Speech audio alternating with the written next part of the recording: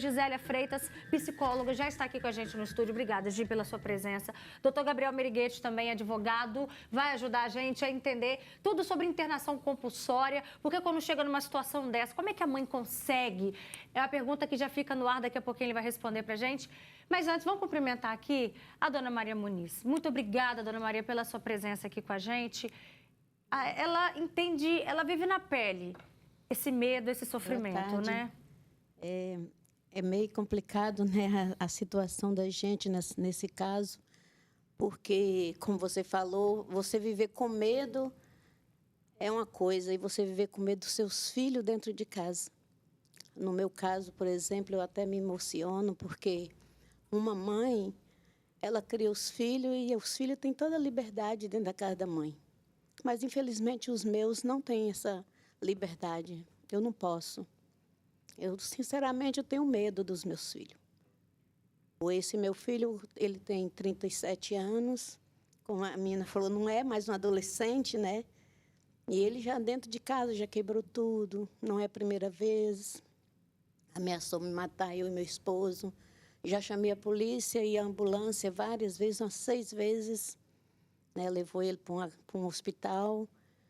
E lá é só um atendimento 24 horas e libera, né? E aí você imagina que você passa uma noite lá com ele, igual eu já passei, e aí você tem que voltar com ele para casa de novo do mesmo jeito, sem saber o que fazer. Vira assim, a cabeça da gente. E tem uma filha também que mora na rua, é moradora de rua, já tentou me matar também dentro de casa, enrolou uma coberta na minha cabeça para me matar.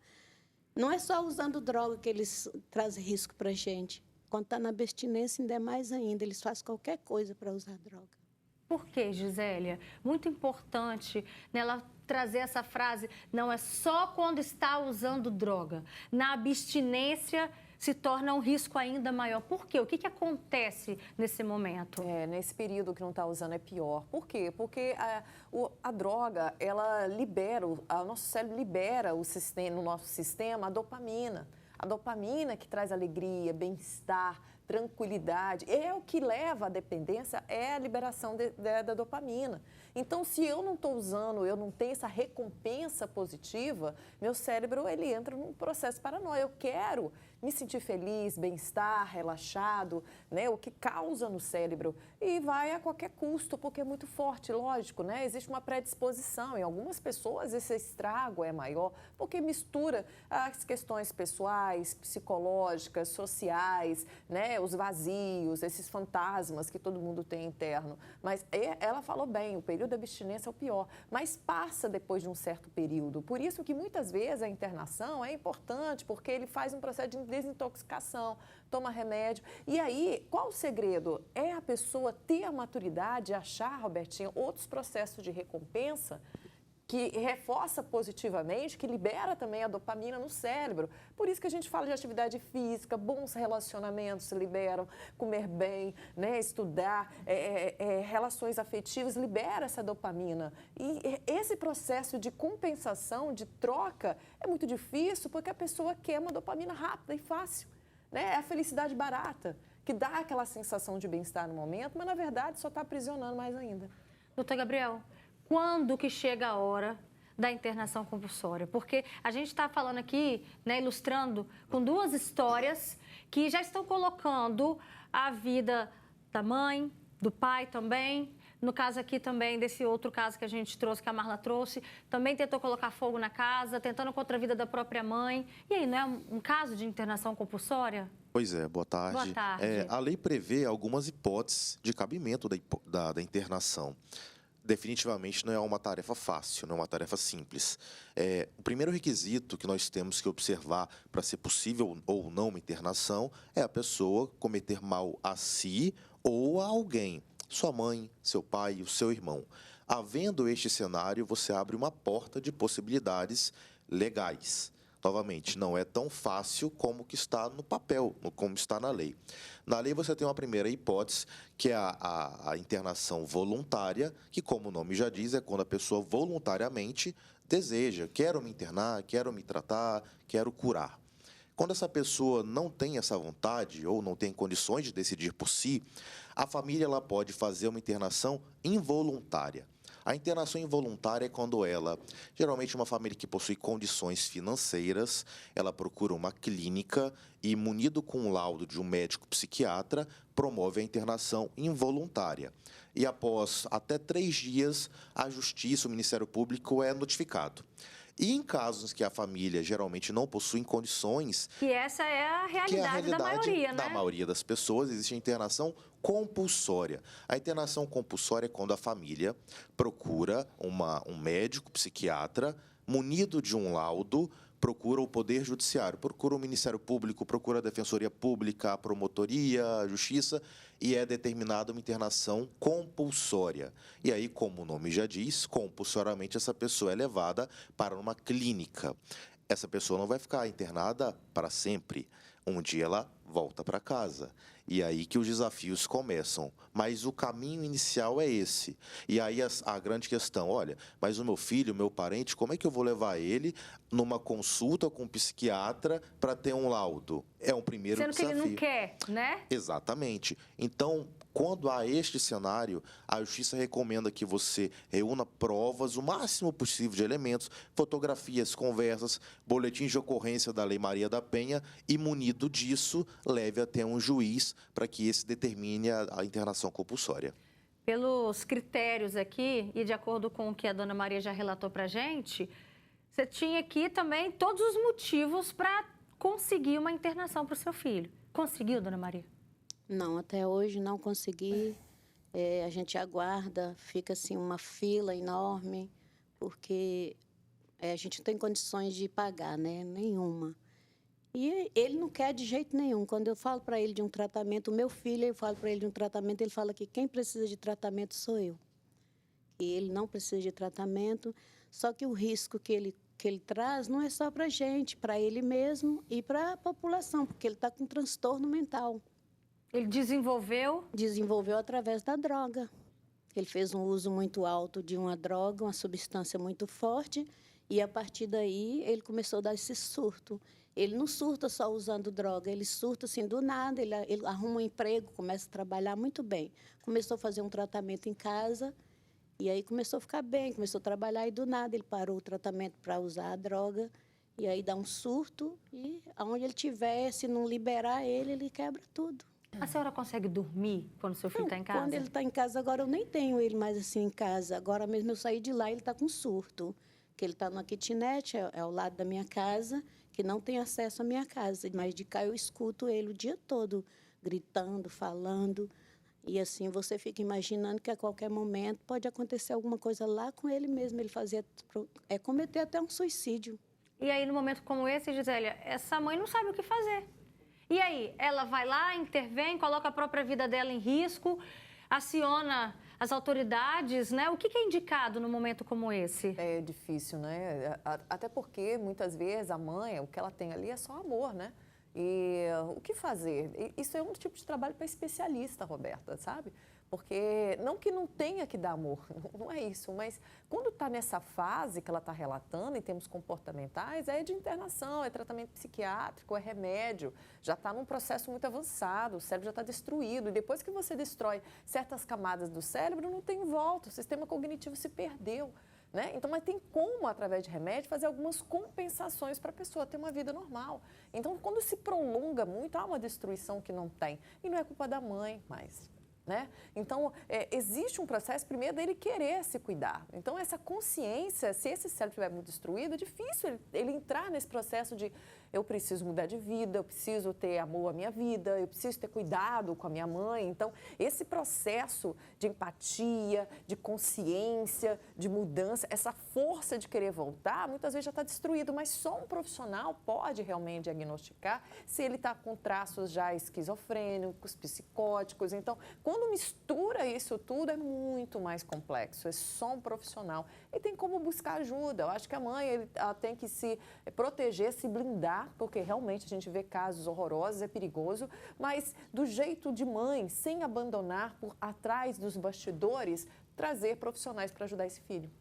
Doutor Gabriel, já vou deixar uma pergunta no ar, daqui a pouquinho você vai dizer pra gente por que é tão burocrático assim conseguir a internação compulsória, tá? Mas agora eu vou ler alguns comentários. Boa tarde, Beta. Meu irmão ateou fogo na casa da minha mãe. Hoje tiramos ela de casa para viver em paz. Olha que ponto chega. Tem gente dizendo, minha mãe passa por isso, ela tem um filho drogado dentro de casa, que xinga, faz ameaças a ela tem que fazer comida para ele e ele não ajuda ela em nada, tá difícil, ainda pelo contrário, né? Ao invés dos filhos assim ajudarem depois de uma certa idade, não, dou mais trabalho. Boa tarde, Roberto, eu tenho um irmão que é viciado e minha mãe sente muito medo do que ele possa fazer com ela, isso é de cortar o coração. Outro relato aqui da Neide Mara, falando que tem 3 filhos, porém o mais velho, de 31, vive nas drogas desde os 13 anos de idade. Começou com a maconha, hoje é usuário de crack, virou morador de rua, porque no bairro onde nós moramos ele é ameaçado também de morte, não pode voltar. Já fiz de tudo para tirá-lo dessa vida e não tive sucesso, né? Infelizmente é muito triste, já roubou tudo dentro de casa. Hoje em dia, faz anos que eu não o vejo. Ou seja, os vínculos familiares só vão se perdendo. E na semana passada, nós mostramos aqui o caso também de uma outra mãe, gente, que vive sendo ameaçada pelo filho por causa de drogas. Foi em Nova Rosa da Penha, aqui em Cariacica. A última que esse filho aprontou, um homem de 27 anos, foi colocar fogo em um colchão e arriscar a vida de todo mundo. Parecido com o caso de hoje, né? A mãe contou que tinha chegado em casa pela manhã, depois de trabalhar a noite inteira. Imagina a realidade dessa mãe, hein? E aí, assim que ela deitou para descansar, ela sentiu um cheiro de fumaça. Aí, quando chegou na sala, viu o colchão, as roupas de cama, tudo em chamas. Depois que o filho colocou fogo nas coisas, ele ainda fugiu de casa. E para sustentar o vício, gente, o rapaz já vendeu vários pertences da mãe e fica agressivo toda vez que ela nega dinheiro para ele. Gisélia, é sempre a mesma história, né? A mãe não dá dinheiro, fica agressivo, Sim. né? É. A mãe não obedeceu tal regra, não fez a comida para o filho, igual a gente viu aqui, e vai para cima dela. Por quê? Às vezes até tinha uma relação de amor. Porque o cérebro não responde mais a esse amor, na verdade, né? Ele responde à necessidade, à dependência dessa dopamina. O cérebro quer aquela droga que, na verdade, abre um espaço no cérebro que gera outros prazeres imediatos. E existe algo com relação à família, mãe. A psicologia fala em algo interessante, porque muitas vezes a gente é educado mais com as pessoas da rua, com gente desconhecida, que com as pessoas da própria casa, porque não existe ex-mãe, não existe ex-pai, não existe ex-irmão. O resto tudo te abandona, mas minha mãe não abandona. Então, eu sou quem eu sou, o monstro que eu sou, faço tudo que eu faço. Infelizmente, é com aquela que eu tenho que dar mais proteção. E sobre essa história aí, que a gente acabou de contar, de Nova Rosa da Penha, Cariacica, essa mãe, gente, está desesperada. Ela acha que internar o filho é o quê? A única forma de salvar a vida dos dois. Até a pia de inox que tinha, ele arrancou e vendeu. O portão aqui da frente, até isso ele vendeu. Eu tive que ir lá no Ferro Velho e comprar de volta meu portão. Primeiro, ele chega pedindo numa boa, tranquilamente. Se eu falo que eu não tenho, ou não tenho mesmo, aí ele já começa a ficar nervoso. Que é pra mim dar um jeito e arrumar pra ele. Se eu não tivesse acordado com a fumaça ou até mesmo com o fogo se alastrando para lá, teria acontecido pior. Mas se ele não tivesse a ajuda de uma internação compulsória, de onde ele não possa sair a hora que ele quer, o caminho dele é só caixão mesmo, não tem jeito. E não vai demorar, porque ele já está numa situação que ele já está perdendo a coordenação motora, de tanta convulsão que ele dá, porque ele não toma mais remédio. Ele abandonou mesmo, largou, se entregou. A dona Maria está aqui também falando que ela viveu também esse mesmo drama. Também venderam tudo na sua casa? Minha filha, ela pediu um dinheiro, uma quantia para mim, que ela precisava pagar um débito no tráfico de droga. Eu não tinha e falei, aí uma pessoa que me aconselhou, se você continuar pagando, se você ficar pagando, ela vai pegar esse dinheiro, vai comprar mais e usar e continua sendo ameaçada, ou você paga a dívida dela e ela vai continuar comprando, não vai resolver. E eu não tinha o dinheiro. Aí eu tive que sair de casa, ela juntou com alguns moradores de rua, arrombou minha casa, levou várias coisas, máquina de lavar. Eu tive que pagar no tráfico de droga R$400 que ela estava devendo. Ela entregou minha máquina de lavar para pagar R$400. Eu tive que pagar os R$400 para ter essa máquina de volta. Olha Olha a trabalheira E as dessa demais mãe, a coisas não tristeza. foi devolvida, né? Porque a gente nem sabia onde estava. E eu entrei em desespero, porque é muito triste, né?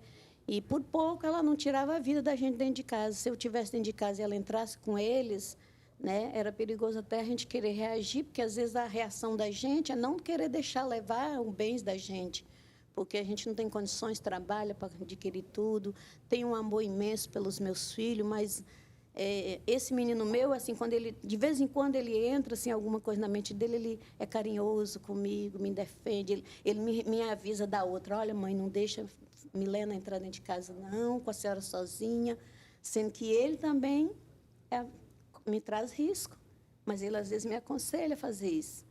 E assim, eu levo dias, ele do meu lado, eu levo dias sem ver ele, porque eu tenho medo de ir lá.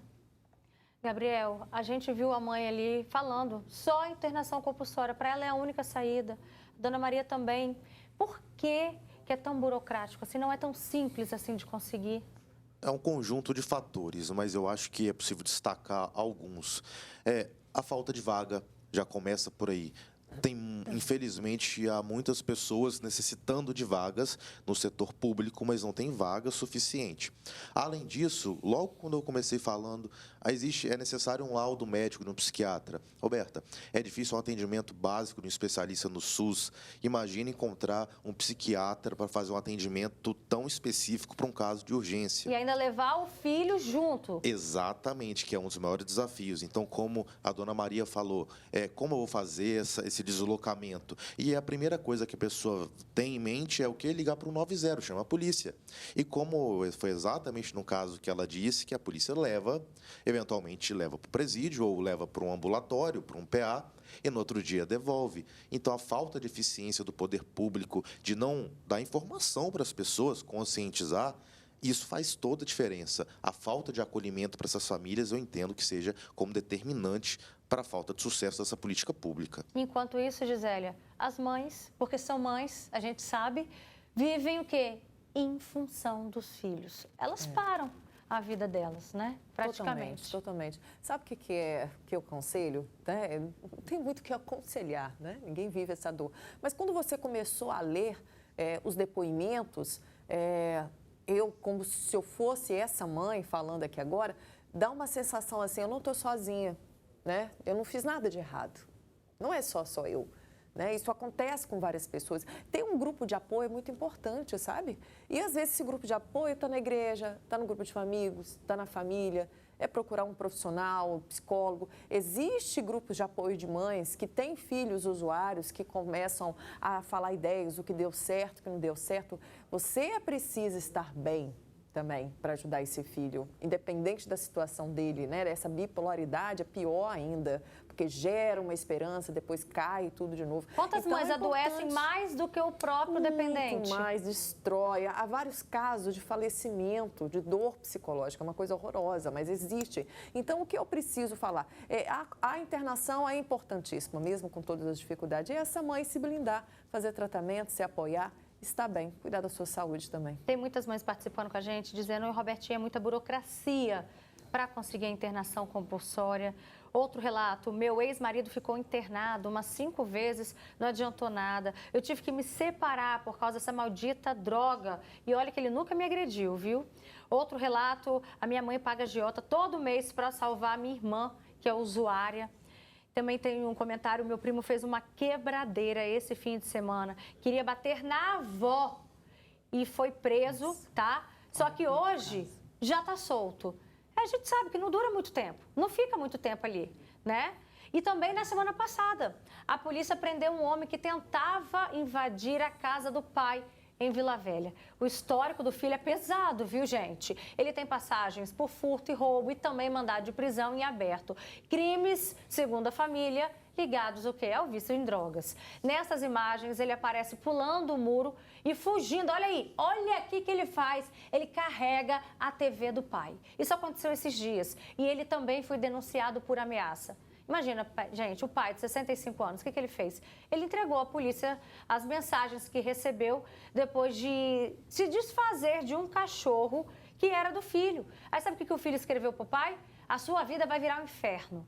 Eu deixo de ser seu filho para ser inimigo. Eu posso ser preso, o que for, mas você vai pagar. Vê se isso é coisa de um filho escrever para um pai. Mais uma vez, as drogas, Gisélia, destruindo não só, né, a vida da pessoa, a vida da família, mas as relações também. Não, destrói tudo, a família vai junto, né? Porque um fica preocupado, quem não está vivendo aquela situação da mãe quer ajudar, quer dar conselho, fica com raiva daquela pessoa, outros veem como coitado, como doente, então destrói todo mundo, perde toda a sensibilidade, perde toda aquela reunião familiar e a vida social, amigos também, né? Porque é importante que isso impacte. E a pessoa que está nessa situação, ela também fica com a autoestima abalada, fica com vergonha, né? Então, falar, relatar, e esse debate na TV é super importante, porque parece não, mas psicologicamente é uma rede de apoio psicológica, né? Falar, ver, olha quantos casos. Se deixar, você fica o dia inteiro aí falando de chovendo aqui, caso. exatamente. Todo mundo tem um caso assim na família. Então, como o doutor disse, realmente virou uma doença, de um problema de saúde pública. Todo mundo está buscando as drogas para ter essa felicidade momentânea e começa lá na pré-adolescência, na adolescência, com o uso de álcool, o uso de maconha. Por isso que é importante os pais começarem lá no início a vigiar mesmo rede social. Quem é esse grupo de amigos? Ah, 15 anos, o que tem? É só um pouco de álcool, é só uma maconha, todo mundo faz. Mas começa assim, só que ninguém sabe a predisposição do outro. Abre um buraco ali e alimentam fantasmas que depois não tem como mais controlar.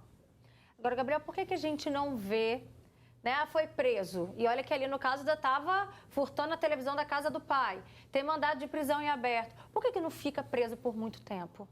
Aí é algo muito mais complexo, né? Às vezes uma pessoa é presa, passa por uma primeira vez, uma audiência de custódia, e ela não tem um histórico tão carregado, a quantidade de drogas apreendidas foi uma droga pequena, então o juiz ou a juíza naquele momento entende que... Não, e ele estava foragido, tá? Que ele está foragido. Saiu...